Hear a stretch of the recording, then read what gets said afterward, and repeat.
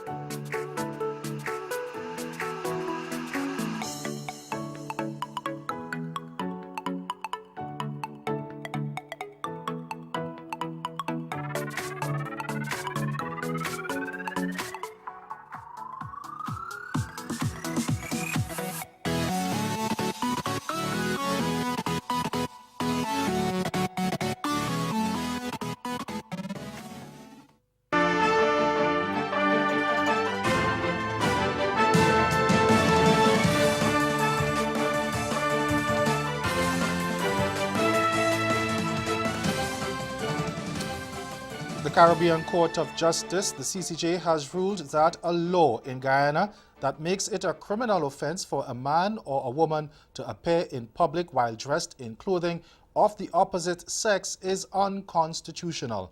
Earlier today, the CCJ, which is Guyana's highest court, said the offending section of the Summary Jurisdiction Offences Act is to be struck from the laws of the country and that costs are to be awarded to the appellants. Back in 2009, 4 trans women, Quincy McQueen, Sion Clark, Joseph Fraser, and Seyon Passard, were arrested and convicted of the offense of being a man appearing in female attire in public for an improper purpose. They spent 3 nights in police detention after they were arrested and were subsequently taken to court, where they pleaded guilty to the cross-dressing charge and were fined. In conjunction with the Society Against Sexual Orientation Discrimination, or SASOD, proceedings were brought in the High Court of Guyana, which held that cross-dressing is not a crime, but disagreed that the law was discriminatory or disproportionately impacted trans and gender non-conforming persons. The matter was appealed to the Guyana Court of Appeal and finally to the CCJ, with the appellants arguing that the law violated their constitutional rights to equality and non-discrimination and freedom of expression, thereby offending the rule of law.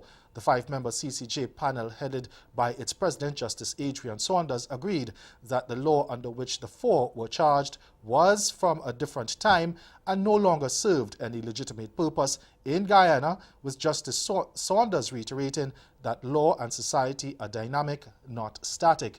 The court held that the law was also unconstitutionally vague, violated the appellant's right to protection of the law, and was contrary to the rule of law.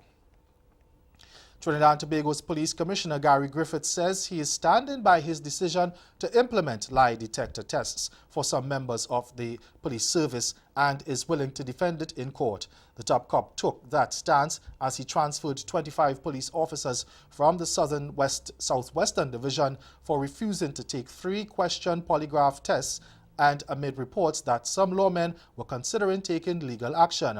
Speaking on CNC3's Morning Brew program today, Commissioner Griffith said he would not compromise the integrity of the nation, and he questioned the reluctance of some officers to submit to the polygraph tests. 3 questions are straightforward.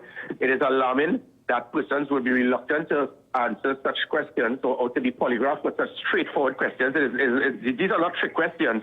Do you receive remuneration for bringing in illegal weapons and drugs into the country? Are you aware of the criminals that do it? And have you done anything that has compromised your position as a police officer to prevent it from happening?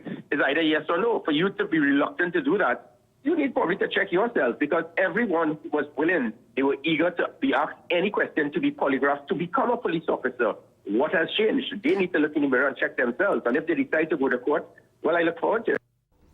Griffith insisted that he has the right to hire, fire, transfer and suspend, and he intends to exercise that right without fear or favor. The polygraph, it is voluntary. You can volunteer to do it if it is you want to remain or to be appointed to a position. No one, it is comical that these individuals feel that they could take me to court. You feel you could take me to court to demand that you could stay in special branch but you refuse to do the polygraph test? You can't demand yourself into special branch. That is my elite unit or the GEB or the MOPS or SORT.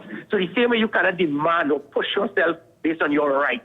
Your rights could never outride the fundamental rights of this country, which is our nation's security. I am not putting any officer in any strategic or elite unit unless you are willing to be polygraphed. Two officials of the Washington University of Barbados, including its chief executive officer Rao Venkata Gopi, were granted $200,000 Barbados dollars bail after they reappeared in court yesterday on fraud charges. The 42-year-old Gopi and 33-year-old Deoraj Dalchand were ordered to surrender their passports before they could be released. The two men, who will return to court on January 24 next year, were also ordered to report to a police station 3 times a week.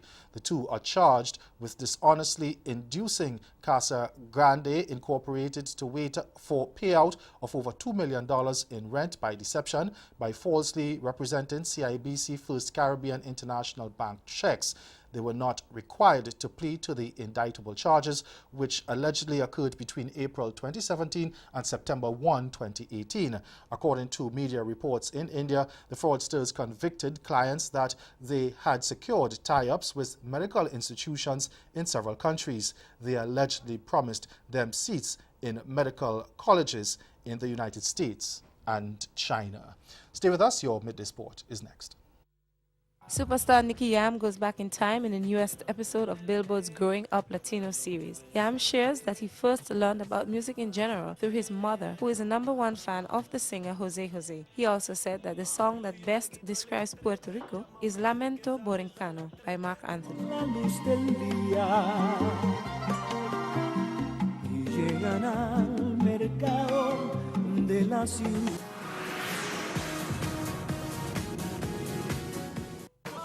Just relaxing. No boy can over me head with no popular. My name is Shock Them. You know, I'm from St. Ann, the Garden Parish, you know, St. Anne's Bay, which is the capital. My music is all about positivity, motivational, upliftment, soul music, you know.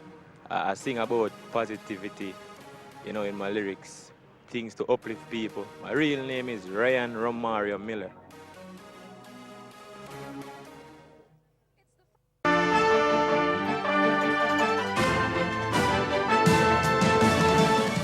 Reigning world champions West Indies have taken a hit in the latest ICC T20 rankings following their 3-0 whitewash at the hands of powerhouses India.